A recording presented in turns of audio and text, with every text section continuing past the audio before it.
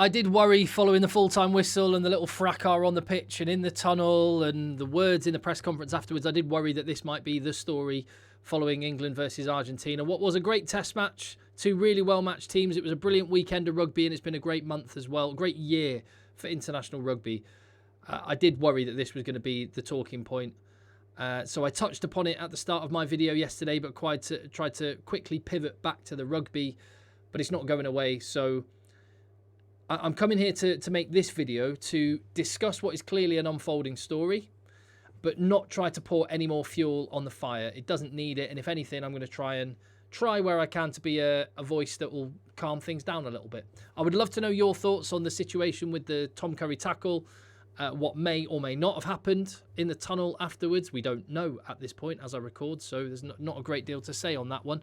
I can only report what Felipe Contepomi has said.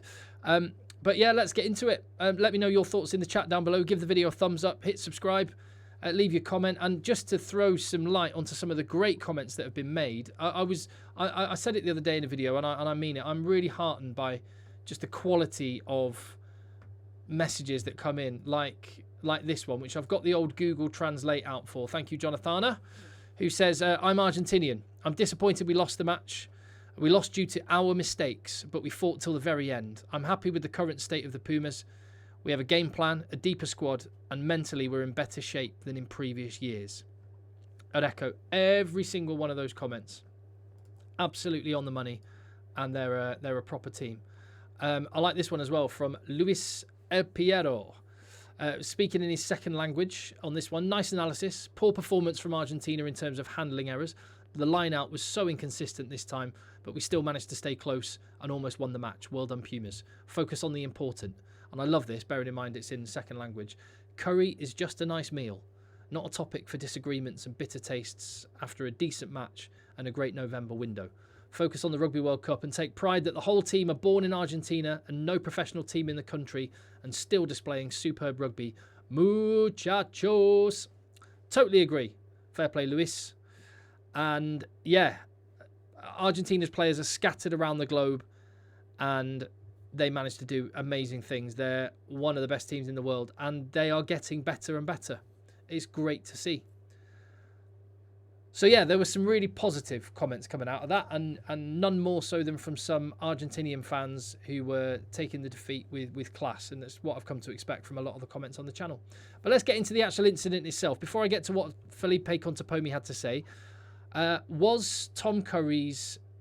did his actions warrant anything more than a penalty? Some comments suggest he did. Snock1986 says, Curry did a late shot. Anyone who's played rugby knows Curry could have pulled out. Watch the replay. Curry lifts his arm for the tackle and after the ball left the foot. On the flip side, this one from Pedro Pod. On the Curry thing, I think it was a storm in a teacup and nothing more than a penalty that it was. However, even as an England fan, I can't honestly say Curry looked like he was trying to pull out of the tackle. I think Argentina were more riled because of the outcome of the tackle, i.e. the injury, rather than the severity of the offence itself. I totally agree with the last sentence there. And I understand why emotions were heightened. The frustration of losing a tight match that they could have won and losing one of their best players to injury, which is really, really unfortunate. I've been accused of being biased in the comments after the video yesterday. Look, I have a bias. I have many biases. I can't help them. We can't help our biases. I'm English and I can't change that, and nor would I want to. I'm very proud of being English. The important thing is that where possible, trying to be aware of what biases you have and factor them into your thinking as you express yourself. And I think, and what I've tried to do is acknowledge, yes, I have a bias here. I'm English. And actually, I've got another bias. I live in Manchester. Tom Curry doesn't live far away, and I've seen him quite a bit at Sale Sharks. So I know... I've had contact with the guy, and that's another bias. I'm trying to acknowledge those and also factor them into my opinion on this one. I do understand why the emotions were heightened for Felipe Contepomi, his teammates, frustration, player getting injured. I would just actually draw one parallel between this incident and what happened in the game between Ireland and France in the Six Nations earlier this year. Remember when Antoine Dupont had a severe knee injury? And at the time, There were lots of people saying not very nice things about Tyg Burn, dirty, he should be sanctioned. My perspective on that occasion was, it's an accident. Accidents happen on a rugby field. We can't try and legislate every time one of those accidents happen. And my opinion on that incident back in February is exactly the same as my opinion on this incident now, that this is an accident. Accidents happen in rugby. On the suggestion that Tom Curry could have pulled out of the tackle, let's just have a look at it again.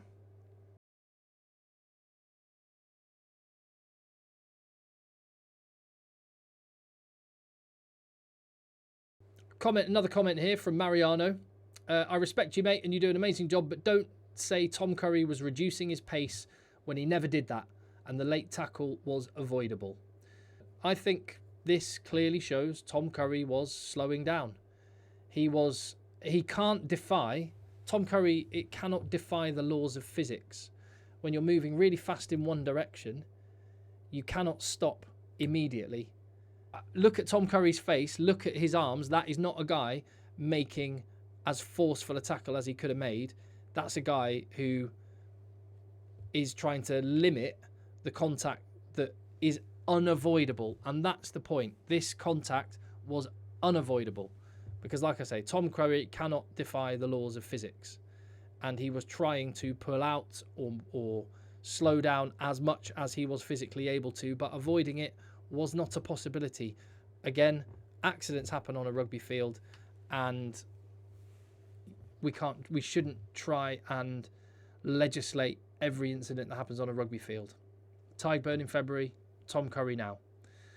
I would also point out that going back to it, it's the job of a flanker to do what Tom Curry did, and Argentinian players were doing it the whole game as well. This is not me saying that the Argentinian players were doing anything wrong. I don't think they were. But here's an example, one of many examples in the game. Marcos Kremer desperately trying to get to George Ford, as he should. And Marcus Kremer makes contact with George Ford after the ball has gone. The ball has been passed. And just compare the distance between Marcus Kremer and George Ford and the number of paces between Marcus Kremer and George Ford after the ball has gone. Maybe about 3-4 meters of space and 1-2 paces before making contact with George Ford. Had George Ford had an injury then, would you be saying that Marcus Kremer should be off the field, or we should be legislating that? Or do we just accept Marcus Kremer was doing his job, accidents happen? I certainly wouldn't be saying personal words about the personality or nature of Marcus Kremer off the back of that, had something happened to George Ford. But can you tell me there's a big difference between Marcus Kremer there, 3-4 meters and 2 paces, and let's go back to Tom Curry, at the point that Juan Cruz Malia kicks the ball, 1 pace, and Tom Curry makes contact. We're talking a fraction of a second. And I don't know what expectation we have on the players on a rugby field, what purity spiral we're getting into, if we're suddenly trying to say that accidents aren't allowed and that players should defy physics, which is what I think some people are expecting of Tom Curry in this particular situation. Accidents happen. This was an accident. I really hope Juan Cruz Malia is back as soon as possible, because he's a wonderful rugby player. And I'm sure Tom Curry feels terrible that Juan Cruz Malia is injured. Tom Curry's had some serious injuries himself, so he would know better than anyone. On to the other stuff. So that's my thoughts on the actual incident itself. And please let me know what your thoughts are. I'm willing to be wrong. That's my perspective in the cold light of day, having looked at it a bunch of times now. But let's get on to what was said in the aftermath and what exactly happened in the aftermath. Well, the fact of the matter is we don't know what happened in the tunnel. Accusations have been made. We've only heard one side of the story at the moment. This is what Felipe Contepomi had to say. Firstly, about the incident. We had 2 weeks ago a decision that it was deemed because of the consequence. So if that's the criteria, I can't understand how we ended up playing with 14 slightly late, as you want to tell it. I will call it reckless. I'm not a good English speaker, but I would call it reckless. And we ended up playing with 14. They ended up with 15. I don't actually know the incident that Felipe Contepomi is referring to from 2 weeks before, but I kind of have to say that, unfortunately, Felipe, that is not the criteria that referees use, and nor should it be. Because rugby is a game, fast-moving, dynamic, where accidents happen, players get injured for completely legal acts, total accidents, and we can't be having sanctions and litigation for every accident that happens in rugby. And I say this was an accident. So, yeah, I think in that sense, the suggestion that England should have gone down a man because Argentina went down a man, I don't buy it. I understand the frustration, but on the point about 14 players and 15 players, Argentina were without Juan Cruz Malia. They'd made all their replacements, so they were down to 14. Should that have been the case? This is one of the takeaways I want to come from it, because should it have been the case? I don't know if you've seen this, but this has been buzzing around on WhatsApp groups of mine, with some people suggesting that Argentina should have been able to put a player on under the laws. Is that correct? Is that law right? Is that as you see it? Because one of three things is the case here. Either that is not a law, and maybe it's one we should consider making a law, but that wouldn't apply in this case. Or then, if it was possible for a replacement to come on for Juan Cruz Malia, then there's two remaining possibilities. One, that the fourth official or the referee team between them got it wrong and said you can't put a player on when they could have. And there was Felipe Contepomi in the tunnel having an argument with someone or some people down there just before the end of the match. He was quite heated before the end of the game. Well, is that what he was having an argument about? I mean, if it were, then I would have thought it would have come up in the post-match press conference, but it didn't appear to, so I don't know. The final possibility is that Felipe Contepomi didn't realise he could put a player on, and Argentina could have had 15 on the pitch, but Felipe Contepomi didn't put a player on when he could have. And maybe it was his error. And if that's his error, I would suggest he might want to hold his hands up himself rather than throw all the attention onto one of the opposing players. But again, I don't know what the situation is. I would love your help in trying to clarify that, because it would be really interesting to know.